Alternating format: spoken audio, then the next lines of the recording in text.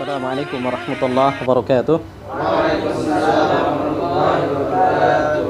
Innal hamdalillah nahmaduhu wa nasta'inuhu wa nastaghfiruh wa na'udzu billahi min syururi anfusina wa sayyiati a'malina. Man yahdihillahu fala mudilla lahu wa man yudlil fala hadiya lahu. Asyhadu an la ilaha illallah wahdahu la syarika lahu wa asyhadu anna Muhammadan 'abduhu wa rasuluh. Allahumma shalli wa sallim wa barik ala Muhammad wa ala alihi wa sahbihi wa man tabi'ahu bi sunnatillah yaumil qiyamah. Alhamdulillah, bersyukur kita kepada Allah pada malam hari ini selesai kita mengerjakan salat maghrib secara berjamaah, yang mudah-mudahan kita berharap kepada Allah rangkaian ibadah yang barusan kita lakukan serta kebajikan-kebajikan kita yang lainnya senantiasa diterima dan diberikan ganjaran di sisi Allah Subhanahu wa taala. Yang kemudian kita diberikan keistiqomahan di atas ketaatan kita kepada Allah, yang hingga pada akhirnya nanti di akhir daripada kehidupan kita Allah Subhanahu wa taala menjadikan kita sebagai hamba-hamba pilihannya yang mendapatkan gelar husnul khatimah. Amin ya rabbal alamin. Anak sekalian dimuliakan Allah, insyaallah pada malam hari ini kita akan melanjutkan kajian kita yang berkaitan dengan muslih yang hebat. Ya, bagaimana upaya untuk kita menjadi orang saleh serta muslih yang hebat dan sukses. Nah, kemarin kita sudah membahas salah satu daripada firman Allah di dalam Quran surah Al-Ahqaf di ayat yang ke-15, ketika Allah menceritakan terkait masalah bagaimana Allah mengajarkan satu doa, dan doa ini yang diucapkan oleh siapa? Oleh sahabat yang mulia Abu Bakar As-Siddiq radhiyallahu an, ya, sehingga beliau ya dan juga keluarga terdekatnya, ya, yaitu anak-anaknya, anak keturunannya, istrinya dan lain sebagainya, mereka semua masuk Islam, menerima ajaran Rasulullah sallallahu alaihi wasallam. Sudah hafal semua doanya? Apa doanya? Rabbi auzi'ni an ashkura ni'mataka allati an'amta 'alayya wa 'ala walidayya wa an a'mala salihan tarda wa aslih li fi dzurriyyati inni tubtu ilaika wa inni minal muslimin. Nah, ini jangan pernah kita lupa doa itu. Nah, sekalipun antumnya belum memiliki anak keturunan, pasangan dan lain sebagainya, tapi tetap berdoa kepada Allah Jalla Jalaluhu, ya, agar nanti Allah menjadikan anak keturunan antum itu adalah anak keturunan yang solih dan solihah, yang muslih muslihah, ya, dengan cara Allah memilihkan antum jodoh yang solihah juga insyaallah. Anak sekalian dimuliakan Allah, kita akan melanjut pada bagaimana karakter yang harus dimiliki oleh seorang muslih tadi, ya, karakternya bagaimana harus dia miliki, ataupun karakter yang seperti apa yang harus dia miliki ketika dia menginginkan menjadi diri ataupun muslih yang hebat atau muslih yang sukses, ya, terlebih di pandangan Allah Jalla Jalaluhu. Setidaknya ada 4 karakter yang disampaikan oleh para ulama. Ya, diantaranya yang pertama adalah seorang muslih yang hebat, seorang muslih yang sukses, maka dia harus menjadi ahlul Quran. Ya, itu yang paling pertama. Ya, maka anak sekalian dimuliakan Allah, yang paling pertama untuk menjadi muslih yang hebat, apa itu muslih kemarin? Ya, orang yang memperbarui, orang yang mendakwahkan, ya, yang memberikan ilmu kepada orang lain, ya, mengajak orang lain dalam hal kebaikan, itu namanya muslih. Anak sekalian dimuliakan Allah, di antaranya adalah menjadi ahlul Quran. Ya, makanya Nabi sallallahu alaihi wasallam mengatakan di dalam hadisnya hadis sahih, bahwasanya Nabi bersabda, khairukum man ta'allamal Qur'an wa 'allamah. sebaik-baik manusia, sebaik-baik kalian, kata Nabi SAW, itu adalah mereka yang mempelajari Al-Quran. Siapa di antara kalian mempelajari Al-Quran dan mengajarkannya? Nah, tidak ada perbedaan antara orang yang mengajarkan Al-Quran dengan orang yang belajar Al-Quran. Mereka tetap dikatakan oleh Nabi SAW sebagai orang yang terbaik, ya, sebagai orang yang mulia di sisi Allah Subhanahu wa taala. Maka jelas hadisnya, ya, man ta'allama, yaitu siapa yang mengajarkan Al-Quran itu, ya, wa 'allamahu, ya, barang siapa yang mempelajari, ya, wa 'allamahu, dan mengajarkannya. Gitu. Dan bahkan ada juga para ulama mengatakan bahwasanya ini bukan dua orang di sini, akan tapi ketika ada orang yang menjadikan dirinya sebagai orang musyrik, maka terhadap Al-Quran dia harus memiliki dua hal. Yang pertama adalah selalu mempelajari Al-Quran, kemudian yang kedua adalah dia harus mengajarkan Al-Quran. Gitu. Bukan, oh saya yang mengajarkan, antum yang belajar, bukan. Ya, bukan itu. Tapi harus ada dua perangkat ini, ya, untuk menjadi ahlul Quran itu. Yang pertama adalah selalu kita mempelajari Al-Quran itu. Bagaimana bacaan kita, bagaimana hafalan kita, bagaimana kita mentadaburi Al-Quran, bagaimana kita menafsirkan Al-Quran, sehingga kita mampu mengamalkannya. Serta nanti kalau kita sudah bisa mengamalkannya, baru kemudian kita bisa mendakwahkannya atau kita mengajarkan kepada orang lain. Ya, inilah ahlul Quran itu. Makanya sekalian dimulakan Allah, tidak ada ruginya antum ketika menghafal Al-Quran. Ya, makanya kita lihat, sering Ustaz sampaikan kepada antum, dan di beberapa majlis ta'lim juga Ustaz sampaikan bahwasanya kita lihat itu tidak ada ahlul Quran, tidak ada para penghafal Al-Quran, ya sekalipun penghafal Al-Quran itu belum tentu dia menjadi ahlul Quran, ya. Tapi yang jelas para penghafal Al-Quran yang dikatakan oleh Allah sebagai ahlul Quran, insya Allah, jangankan di akhirat, ya, jangankan di akhirat, di dunia saja, atau jangankan di dunia, di akhirat saja, Allah Subhanahu wa taala itu selalu memperlakukan mereka sebagai manusia yang istimewa. Ya, makanya Nabi SAW sampaikan, ahlullah, ahlul Quran wa khassatuh.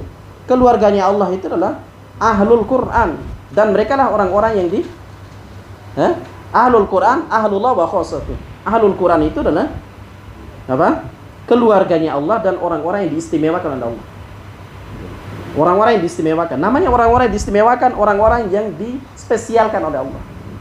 Ketika mungkin Allah membagikan rizki, maka dialah yang diberikan rizki yang spesial oleh Allah. Ketika Allah memberikan ilmu, maka dialah mungkin yang diberikan ilmu yang lebih spesial oleh Allah. Ya. Atau apapun itu. Ya. Maka anak sekalian berdoa Allah, jadilah orang yang spesial di sisi Allah Subhanahu wa taala. Jadilah orang yang istimewa di sisi Allah Jalla Jalaluhu. Ya, agar apa? Agar kita benar-benar mendapatkan jati diri sebagai keluarganya Allah Jalla Jalaluhu. Ya, maka tidak ada keluarganya Allah di dunia ini melainkan siapa? Ahlul Quran. Tidak ada. Ya. Apakah dengan mereka para sahabat itu, ya, sudah jelas pasti menjadi ahlul Quran, ahlullah, yaitu keluarganya Allah Subhanahu wa taala? Tidak. Kalau sekiranya mereka bukan penghafal Al-Quran. Kalau sekiranya mereka bukan ahlul Quran.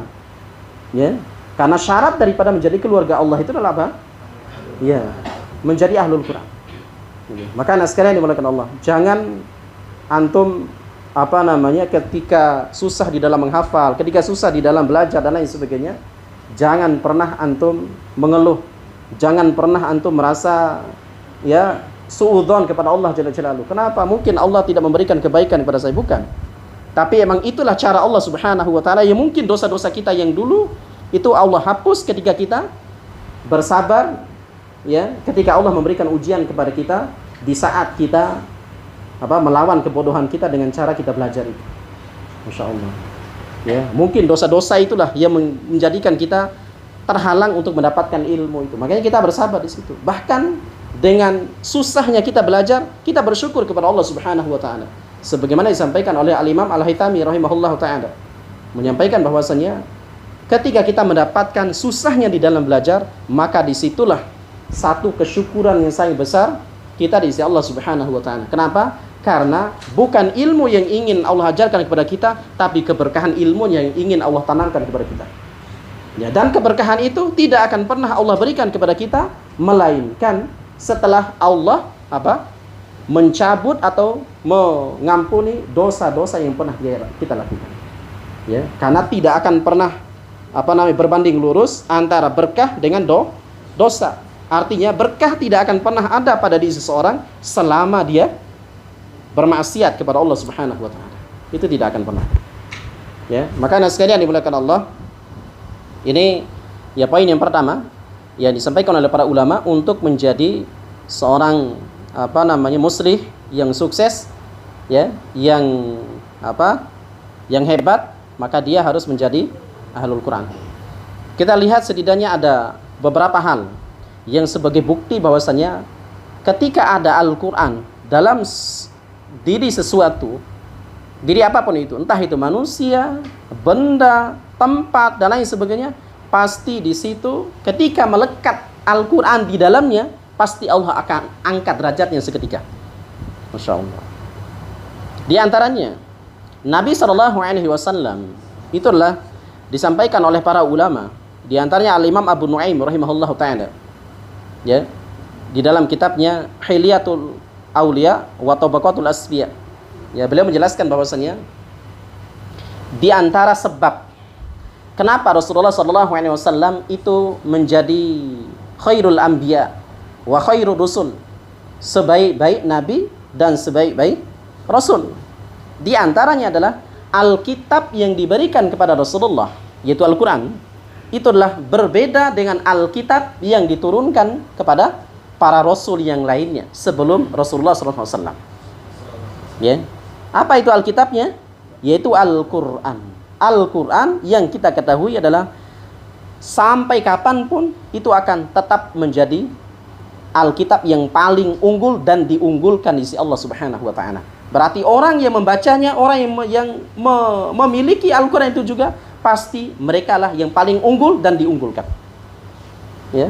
Contohnya adalah Rasulullah SAW. Rasulullah adalah manusia yang paling unggul, nabi yang paling unggul, rasul yang paling unggul, makhluk yang paling unggul. Kenapa? Karena Al-Qur'annya. Karena Al-Qur'an. Ya. Yang kedua, malaikat Jibril sallallahu alaihi wasallam itu diberikan gelar Ruhul Kudus atau Ruhul Amin oleh Allah Subhanahu wa taala. Itu semenjak malaikat Jibril sallallahu alaihi wasallam itu dipilih oleh Allah Subhanahu wa taala untuk memberikan wahyu kepada Rasulullah sallallahu alaihi wasallam. Berupa apa? Al-Qur'an. Kemudian malaikat Jibril itu diangkat oleh Allah derajatnya di sisi Allah Subhanahu wa taala karena keberkahan Al-Qur'annya. Berbeda halnya dengan malaikat-malaikat yang lainnya. Ya. Ketika itu malaikat Jibril langsung dijadikan oleh Allah sebagai malaikat yang paling dekat dengan Allah. Malaikat yang paling dicintai oleh Allah, yang paling disayang oleh Allah dibandingkan dengan para malaikat yang lainnya. Itu karena apa? Al-Qur'an. Yang ketiga, bulan, kata Allah, inna iddatasy syuhuri indallahi 12 syahran fi kitabillah yauma khalaqas samawati wal ard minha arba'atun hurum ila akhiril ayat. Bulan di sisi Allah itu ada berapa? Ada 12. Ada 12 bulan. Pada hakikatnya 12 bulan ini ya sama semua derajat di sisi Allah Subhanahu wa taala. Tapi ketika Allah menjadikan Ramadan itu sebagai bulan yang di dalamnya ada satu malam yang dipilih oleh Allah sebagai malam diturunkannya Al-Quran sekaligus di situ. Diturunkannya karena diturunkan Al-Quran, ya, ada dua, ya, ada yang mengatakan 2 kali, ada yang mengatakan 3 kali, ya, di dalam kitab Ulumul Quran itu, ya. Nah, setidaknya ada 2 kali diturunkannya Al-Quran. Yang pertama adalah dari Lauhul Mahfuz sampai Baitul Izzah. Baitul Izzah itu adalah langit dunia. Ya, di situlah diturunkan Al-Quran. Nah, itulah yang dimaksud daripada diturunkannya Al-Quran. Inna anzalnahu fi Lailatul Qadar. Yaitu diturunkan dari Lauhul Mahfuz sampai mana? Langit dunia. Ya, diturunkannya berangsur-angsur atau sekaligus? Sekaligus dari Al-Fatihah sampai An-Nas. Di situ. Diturunkan sekaligus. Ya. Nah, Diturunkannya kapan? Yaitu ketika malam Lailatul Qadar. Inna anzalnahu fi Lailatul Qadar. Lailatul Qadri khairum min alfi syahrin. Ya, itulah yang menjadikan malam Lailatul Qadar itu sebagai malam yang jauh lebih baik daripada 1000 malam. 1000 bulan. Ya. Alfi syahrin. 1000 bulan. 1000 bulan lebih kurang 83 tahun, 7 bulan sekian. Ya. Satu malam ya, itu jauh lebih baik daripada 84 tahun lah. Allahu Akbar. Ya. Kenapa bulan Lailatul Qadar tersebut diangkat derajatnya oleh Allah? Karena Al-Quran di dalamnya ada satu malam yang bernama Lailatul Qadar itu tadi, yang menjadikan Ramadan juga menjadi malam yang terbaik di sisi Allah Subhanahu wa taala. Itu disebabkan karena Allah memilih Ramadan tersebut sebagai bulan atau malamnya yang dikatakan sebagai Lailatul Qadar, itu diturunkannya Al-Quran. Masya Allah. Itu yang ketiga. Kemudian yang keempat. Allah Subhanahu wa taala menurunkan Al-Quran di mana? Di Mekah dan Madinah. Ketika itulah Mekah dan Madinah itu diangkat derajatnya oleh Allah Subhanahu wa taala. Kota yang paling aman, ya. Haramain Syarifain, ya. Al-Haramain Asy-Syarifain, yaitu kota yang paling aman, kota yang paling suci dan disucikan oleh Allah Subhanahu wa taala, kota yang penuh dengan keberkahan di dalamnya. Itu adalah dua kota haram ini, yaitu kota Mekah dan kota Madinah. Kenapa? Karena di dalamnya lah diturunkannya Al-Quran. Insyaallah. Al-Quran diturunkan di Mekah, Al-Quran juga diturunkan di Madinah. Ya, diturunkannya di Mekah sebelum Nabi SAW itu hijrah. Ya, diturunkannya di Madinah ketika Rasulullah SAW itu telah hijrah dari Mekah ke Madinah. Maka anak sekalian yang dimuliakan Allah Subhanahu wa taala, itulah sekali lagi usah sampaikan kepada antum semuanya, justru berbanggalah ketika Allah memilih antum menjadi hamba-hamba yang Qur'ani sebagai ahlul Qur'an insyaallah. Ya. Nah, jangan sampai antum berputus asa itu. Ketika antum menghafal disebabkan karena mungkin antum menghafal tapi enggak bisa masuk-masuk juga. Nah, itu hal yang biasa. Ya kan? Itu hal yang biasa. Nah, makanya Imam Syafi'i saja, ya. Imam Syafi'i ini ketika beliau itu, kita mengetahui bahwasanya beliau itu adalah kalau buka kitab, ya, kalau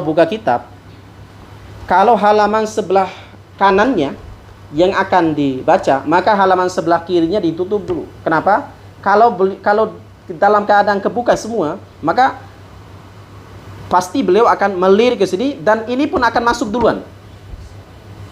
Dengan lirikannya pun pasti akan masuk. Itu Imam Syafi'i.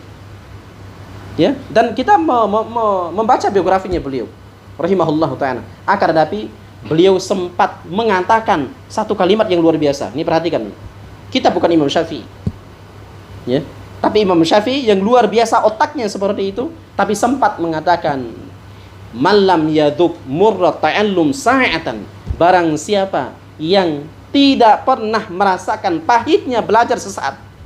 Coba bayangkan, barang siapa yang tidak pernah merasakan pahitnya belajar sesaat, ya, maka pasti dia akan mendapati dirinya itu dalam keadaan hina disebabkan karena kebodohan sepanjang hidupnya. Karena susah belajar, akhirnya dia ya kabur lah, ya. Akhirnya dia udah tinggalkan, nggak jadi saya profesi sebagai ustadz, ya. Saya nggak jadi, udahlah saya jadi apa mungkin gitu, ya. Nah, keluar dari majelis ilmu itu, ya, waliyatubillah. Ya, maka anak sekalian, itu yang pertama, itu yang harus dimiliki itu. Kemudian yang selanjutnya adalah yang kedua, karakter yang kedua yang harus dimiliki seorang muslim adalah menjadi manusia yang paling bermanfaat bagi manusia. Oke. Menjadi manusia yang paling bermanfaat bagi manusia. Tulis nah.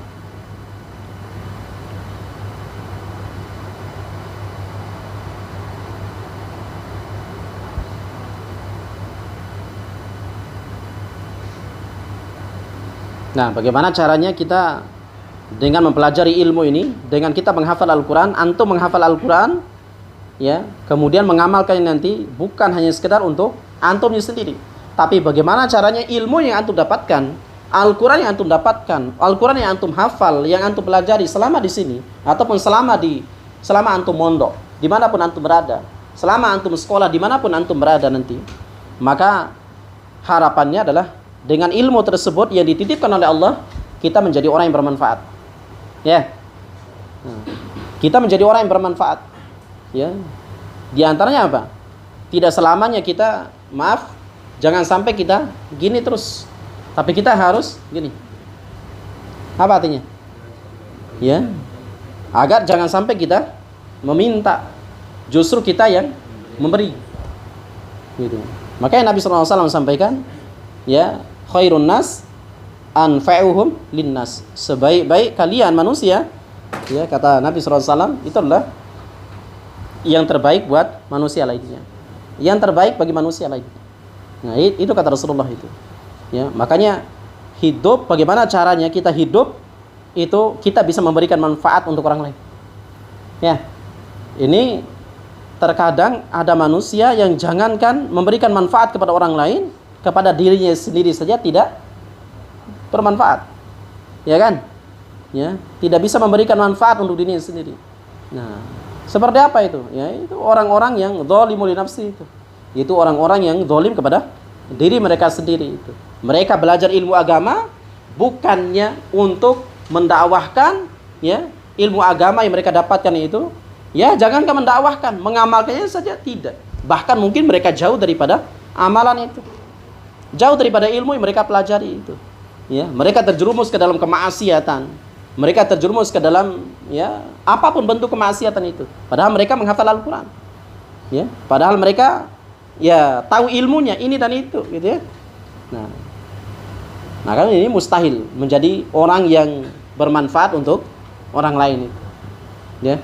Maka ini poin yang kedua. Ini kalau kita bisa menjadi jati diri yang bisa bermanfaat untuk orang lain dengan poin yang kedua ini, insya Allah, maka disitulah kita dinilai oleh Allah, insya Allah, menjadi muslih yang hebat, menjadi muslih yang sukses di hadapan Allah Subhanahu Wa Taala. Kemudian yang ketiga, usah singkat saja. Yang ketiga adalah bagaimana caranya kita menjadi muslih yang hebat, menjadi muslih yang sukses ini adalah dengan cara kita sebagai pembuka pintu-pintu kebaikan. Ya. Menjadi pembuka pintu-pintu kebaikan. Untuk siapa? Untuk orang lain. Nah, tadi bermanfaat untuk orang lain, tapi ini setidaknya kita membuka pintu kebaikan itu. Kalau sekiranya kita bukanlah orang yang langsung terjun, gitu loh, yang bisa memberikan manfaat kepada orang lain itu, tapi setidaknya kitalah yang membuka pintu kebaikan itu, insyaallah. Sebagaimana disampaikan oleh Nabi SAW di dalam hadis yang dikeluarkan Imam Ibnu Majah, ya. Nah, hadisnya hadis hasan. Nabi SAW menyampaikan, inna minan nas mafatihal khair maghaliqul linnas maghaliqa lisyar. Ya, bahwasanya Nabi SAW menyampaikan sesungguhnya di antara manusia itu ada yang menjadi pembuka pintu-pintu kebaikan, dan di antara manusia juga ada yang sebagai pembuka pintu-pintu keburukan. Nih, perhatikan, manusia itu di dalam berinteraksi dengan manusia itu cuma ada dua kelompok. Ya, ini tinggal kita pilih. Cuma ada dua kelompok kata Rasulullah SAW. Dalam bersosial manusia itu cuma dua kelompok. Kelompok yang pertama, dia sebagai pembuka pintu kebaikan untuk manusia. Kalau dia tidak bisa menjadi yang pertama ini, ya, maka pasti ada yang kedua. Apa itu? Maghaliqal syarr, yaitu apa? Justru dia membuka pintu keburukan di situ. Ya, itu jangan sampai itu. Ya. Jangan sampai kita menjadi apa? Poin yang kedua itu, pembuka pintu-pintu keburukan. Artinya ketika ada orang yang ingin bermaksiat, justru kita apa? Ya, kita dukung dan lain sebagainya. Nah, itu hati-hati itu. Ya. Makanya sekalian dimulakan Allah, pilihlah poin yang pertama ini, yaitu bagaimana caranya agar kita bisa menjadi pembuka pintu kebaikan. Banyak cara. Ya, antum memiliki harta nanti, antum tidak bisa misalkan hari ini, misalkan katakan antum benar-benar bersungguh-sungguh hari ini untuk menghafalkan Al-Qur'an, ya kan? Untuk menghafalkan Al-Qur'an, untuk menjadi ya dai, untuk menjadi ya murabbi dan lain sebagainya nanti, padahal antum sudah berusaha semaksimal mungkin, antum bersungguh-sungguh. Tapi Allah mentakdirkan antum nggak bisa juga. Nah, itu jangan pesimis. Ya, Allah tetap memberikan jalan yang lain lagi agar antum bisa menjadi apa? Pembuka pintu-pintu kebaikan untuk manusia lainnya. Masya Allah. Dengan cara apa? Mungkin antum memiliki harta yang banyak. Allah memberikan rizki, Allah menitipkan harta yang banyak kepada antum. Nah, bagaimana caranya harta yang antum miliki, rizki yang diberikan oleh Allah kepada antum, itu sebagai jalan agar antum bisa membuka pintu-pintu kebaikan untuk manusia. Ya, paham nggak? Mungkin antum buatkan sumur mungkin nanti, ya, untuk orang-orang kayak di kampung kita, di Bima, di NTB dan lain sebagainya itu. Ya, itu kan susah air itu. Nah, gimana caranya kita masuk di situ? Kita buatkan sumur itu, buatkan bor, ya, bor air di situ. Nah, masya Allah itu. Kita meninggal, orang masih menikmati itu hasil karyanya kita. Masya Allah. Dan mereka menikmati, kemudian mereka selalu bersyukur di setiap doanya, mereka beribadah, ibadahnya mereka selalu berdoa kepada Allah agar kita diselamatkan dari adab kubur. Masya Allah. Ya. Ketika kita didatangkan di padang mahsyar nanti, ditampakkan seluruh amalan kita, ternyata amalan kita itu kosong. Masya Allah. Allah mentakdirkan kita masuk ke dalam nerakanya Allah Subhanahu wa ta'ala. Karena kita tidak memiliki amalan sedikit pun. Amalan sholat, iya mungkin sholat ya hanya sekedar yang wajib, tapi tidak ada penopangnya. Di dalam yang wajib itu pun kita sering lalai, hati kita lalai. Karena nggak ada badiahnya, nggak ada qobliyahnya, ya kan? Nggak ada penopangnya di situ. Istilahnya itu kalau ada ban yang bocor, nah di situ kan kita harus tambal, ya, harus menambalnya. Nah, itulah ibaratnya amalan sunnah itu. Amalan sunnah itu adalah untuk menambal, ya, amalan wajib kita yang bocor. Mungkin ketika kita mengerjakan sholat 5 waktu, di situ pikiran kita lalai lah, hati kita lalai lah, gitu ya. Nah, menjadikan sholat 5 waktu kita itu tidak diangkat oleh malaikat, tidak dilaporkan kepada Allah Subhanahu wa ta'ala.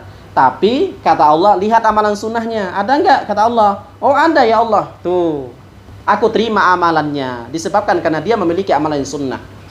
Masya Allah. Tapi masalahnya, syukur-syukur kalau seperti itu. Tapi kalau nggak ada, nah gimana? Kan gitu. Ya, nah berarti Allah Subhanahu wa ta'ala tadi itu mentakdirkan dia masuk ke dalam neraka. Tapi ternyata ketika Allah memiliki kemurahan hati dan lain sebagainya untuk dia, Allah datangkan seseorang yang selalu mencari dia. Masya Allah. Dilihat di surga, tidak didapatkan dia ini. Tidak didapatkan. Ternyata dia berada di dalam nerakanya Allah Jalla Jalaluhu. Ya, apa kata dia? Ya, ya Rabbi, ya, akhrijhu minan nar. Ya. Ya Allah, aku menginginkan dia dikeluarkan dari neraka. Ya. Wa adkhilhu ilal jannah. Dan masukkanlah dia ke dalam surgamu ya Rabb. Masya Allah. Kemudian Allah Subhanahu wa ta'ala mengeluarkan dia, laki-laki ini, dari nerakanya Allah Subhanahu wa ta'ala. Kemudian disucikan oleh Allah. Kemudian dia mengatakan bahwasanya, fama lihada ya Rabb. Apa ini ya Rabb? Kenapa engkau mengeluarkan aku dari nerakamu ya Rabb? Ya. Bihadar rajul. Kemudian Allah Subhanahu wa ta'ala mendatangkan laki-laki tersebut. Laki-laki yang menyelamatkan dia tadi. Ya. Akhirnya terjadi diskusi di situ. dia mengatakan, "Man ant?" Kamu siapa? Ya. "Fama araftani?" Kamu tidak mengenal aku. Iya. "Fama araftuk?" Ma araftuk. Aku tidak mengenal. Aku dulu pernah merasakan haus yang luar biasa dan tidak ada yang peduli kepadaku kecuali engkau datang memberikan segelas air minum kepadaku. Masya Allah. Dan hari ini aku akan membalas kebaikanmu itu. Allahu Akbar. Dengan segelas air minum, menjadikan dia keluar dari nerakanya Allah Subhanahu wa taala dan dimasukkan ke dalam surga. Allah. Hari ini aku akan membalasnya. Aku tidak bisa menikmati bagaimana kenikmatan yang ada di dalam surga sampai Allah mengeluarkan engkau dari neraka. Ya, Masya Allah. Inilah kebaikan itu. Jangan meremehkan sekecil apapun kebaikan itu. Terlebih juga kebaikan kita kepada manusia itu. Jangan pernah meremehkan. Ya, bisa dipahami di sini.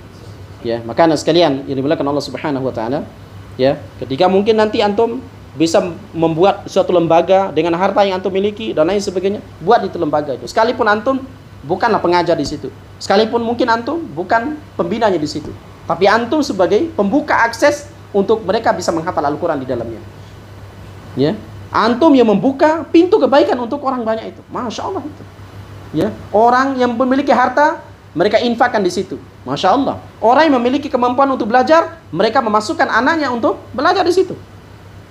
Antum membuka peluang, akses jalan untuk kebaikan manusia di situ. Luar biasa. Allah Akbar. Allahu Akbar. Anak sekalian dimuliakan Allah Subhanahu wa taala, itu yang ketiga. Yang terakhir, yang keempat. Yang keempat, bagaimana upaya untuk kita menjadi orang yang sukses dan muslih yang sukses dan hebat. Yang keempat adalah menjadi teladan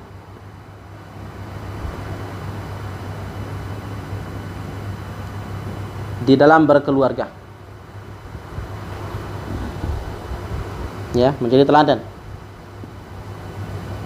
Makanya sekalian dimuliakan Allah. Nah, pastikan diri antum hari ini di poin yang keempat ini, namanya kita pasti, kalau sekiranya antum hari ini belum berkeluarga tapi setidaknya antum memiliki keluarga. Paham gak? Hari ini antum belum berkeluarga, tapi pastikan antum sudah memiliki keluarga.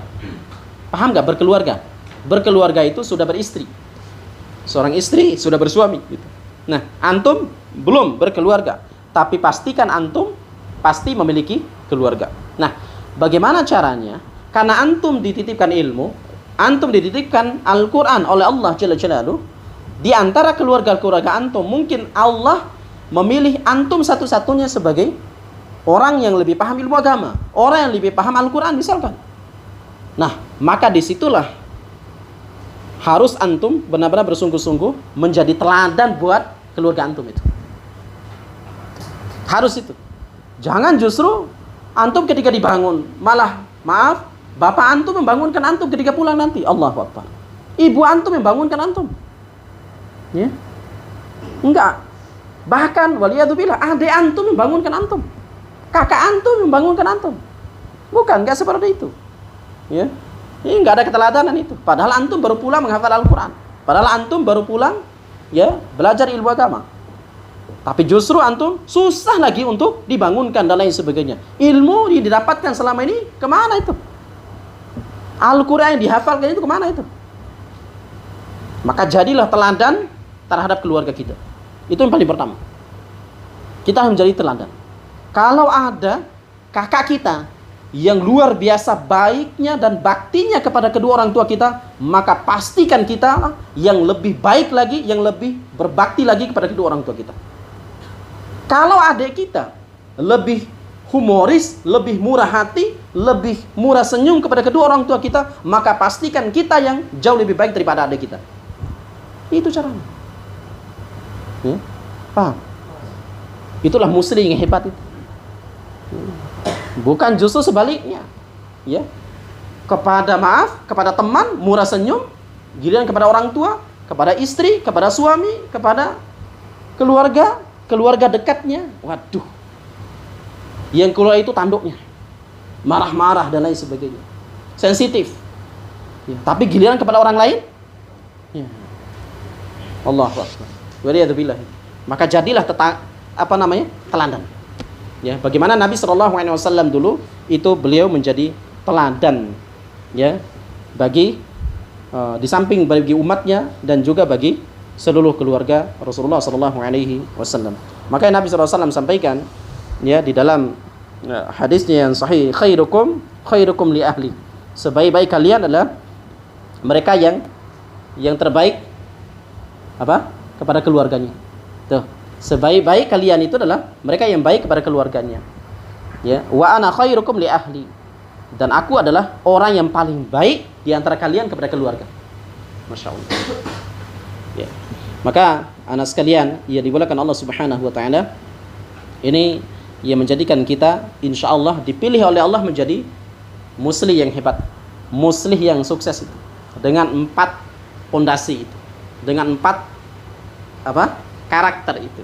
Insyaallah pasti kita akan menjadi orang yang sukses di sisi Allah Subhanahu wa taala insyaallah. Kalau kita istiqomah dengan 4 hal itu. Ya, apa yang pertama? Kemudian yang kedua? Kemudian yang ketiga? Yang keempat? Baik. Kemudian yang terakhir. Yang terakhir. Itu 4 poin tadi ya. Kemudian yang terakhir sebagai penutupnya. Bagaimana sifat yang harus dimiliki oleh kitanya. Tadi karakter, sekarang sifat. Sifat. Artinya sifat menjadi muslih yang sukses dan hebat itu.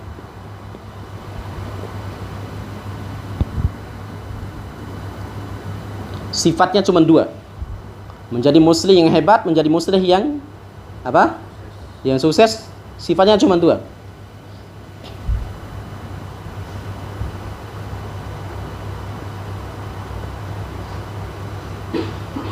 Ini kita kaji di dalam 2 ayat dari 2 surah dalam Al-Quran. Ayat yang pertama di dalam surah Muzammil. Ya, di ayat yang pertama juga. Ya, surah Muzammil. Yang pertama, apa kata Allah? A'udzubillahi minasyaitonirrajim. Ya ayyuhal muzammil qumil laila illa qalila. Qumil lail kata Allah. Wahai orang-orang yang berselimut.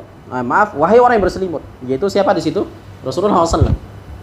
Ya, dan tentunya ini adalah kepada kita juga. Wahai orang yang berselimut, yaitu perintah ketika Allah memanggil Rasulullah ketika Rasulullah itu berselimut. Menunjukkan di waktu malam. Apa perintah Allah? Qumil laila illa qalila. Bangunlah untuk mengerjakan qiyamul lail. Coba kita perhatikan. Ini sifat yang harus dimiliki orang yang hebat. Tidak ada orang yang hebat di pandangan Allah ketika selama dia meninggalkan qiyamul lail. Paham ya? Kalau antum ingin menjadi orang yang hebat, kalau antum ingin menjadi orang yang sukses, tapi di satu sisi antum meninggalkan qiyamul lail, itu mustahil itu menjadi orang yang hebat. Mustahil itu menjadi orang yang sukses. Ya. Paham ya? Itu istiqomahkan qiyamul lail, itu tidak bosan Ustaz ya mengingatkan antum jangan pernah tinggalkan qiyamul lail itu. Ya. Karena alaikum biqiyamil lail kata Nabi SAW. Ya. Fa innahu karena sesungguhnya qiyamul lail itulah kebiasaan daripada orang-orang saleh terdahulu. Ya, da'bu minas salihin. Ya, yaitu kebiasaan orang-orang saleh terdahulu itu. Ya, maka jangan pernah kita meninggalkan qiyamul lail. Ya. Maka sekalian dimuliakan Allah. Itu sifat yang pertama. Ketika malamnya dia qiyamul lail, ketika siangnya itu adalah ya ayyuhal muddatsir, yaitu surah Mudatsir. Qum fa'andzir. Nih, ini sifat yang kedua. Kalau ingin menjadi orang hebat, orang sukses, ya, muslih yang hebat, muslih yang sukses itu. Yang kedua, kita miliki sifat yang kedua, itulah ya ayyuhal muddatsir qum fa'andzir. Wahai orang yang berselimut, qum fa'andzir, bangun kamu, fa'andzir, dan beri peringatan. Nah, apa yang dimaksud peringatan di sini? Nah, banyak hal. Ya, bangun. Misalnya kita menuntut ilmu, bangun. Di siang harinya dia menuntut ilmu. Di siang harinya dia berdakwah, di siang harinya dia beramal, di siang harinya dia mencari maisha, kehidupan. Tuh, tidak berpangku tangan maksudnya. Tuh. Coba kita perhatikan. Anak sekalian dimuliakan Allah, perhatikan dulu. Dua sifat. Malamnya dia interaksi dengan Allah, menjadi hamba yang baik dan mungkin hamba yang terbaik di situ insyaallah di pandangan Allah karena qiyamul lail di situ. Malam harinya dia hidupkan malamnya untuk qiyamul lail. Di siang harinya dia sibuk dengan menuntut ilmu, mencari maisha, berdakwah, beramal dan lain sebagainya. Allahu Akbar. Bisa enggak tuh? Insyaallah ya. Ya. Harus itu seperti itu. Miliki dua sifat itu. Cukup pegangannya dua ayat tadi. Ya.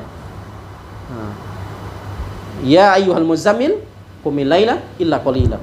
Ya ayyuhal muddatsir qum fa'andzir. Makanya para ulama mensifati para sahabat itu, sifat daripada para sahabat itu adalah ruhbanum bil lail wa fursanum bin nahar.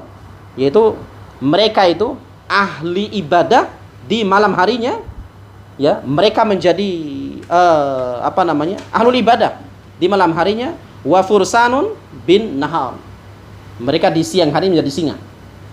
Masya Allah. Ya, berapi-api gitu ya. Tuh, di siang harinya itu menjadi singa. Nah, ini ada orang kekuatannya luar biasa di siang harinya, tapi di malam harinya loyo dia. Ya, loyo dia. Nah, itu bukan sifat sahabat. Ya, sifat sahabat itu, kenapa sahabat itu dijadikan sebagai Allah menjadi orang hebat, orang-orang yang sukses, yaitu karena memiliki dua sifat tadi. Di malam harinya mereka qiyamul lail, di siang hari mereka menjadi singa. Mencari ilmu, mencari maisha, mengajarkan ilmu, berdakwah dan lain sebagainya, dan beramal. Ya, wallahu a'lam wa alam bisawab. Itu sebagai catatan buat kita semuanya. Mudah-mudahan ya apa yang kita kaji pada malam hari ini bermanfaat dan Allah berikan keistiqomahan kepada kita. Allah berikan kemudahan agar kita bisa mengamalkan ilmu yang kita pelajari ini, dan mudah-mudahan Allah selalu membimbing kita menjadi manusia-manusia sukses insyaallah. Ya, manusia hebat di sisi Allah Subhanahu wa ta'ala. Kita cukupkan sekian. Nakhtatim bi kafaratil majlis. Subhanaka Allahumma bihamdik asyhadu an la ilaha illa anta astaghfiruka wa atubu ilaik. Assalamualaikum warahmatullahi wabarakatuh.